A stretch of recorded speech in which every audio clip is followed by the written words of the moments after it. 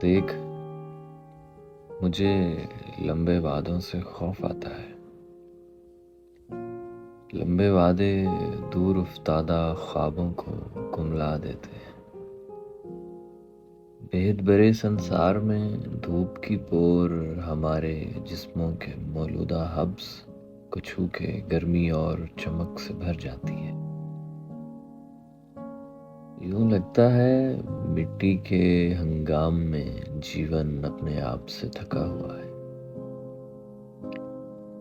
देख, जमीन का महवर वैसे तो चिंगारी से खाली है, लेकिन कौन इस मिट्टी के सीने में तड़तड़ अग्नि रोक सका है?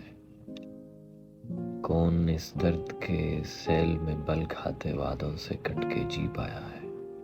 देख, हमारे आगे ये जो लहरें लेते सालों के रंगीन पर्दे हैं, फट जाएंगे।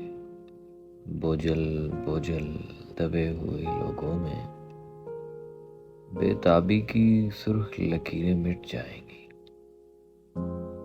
ये जो मंजर नामे और आंखों के बीच में एक दीवार है, गिर जाएगी।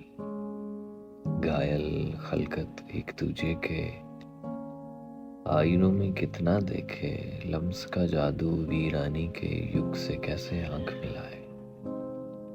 होने की ताखीर को लेकर नक्श अधूरे रह जाते हैं। सांझ समय से रोशन रास्ता धीरे धीरे चक्करदार हवा के घेर में घिर जाता है। देख, मुझे लंबे वादों से खौफ आता है।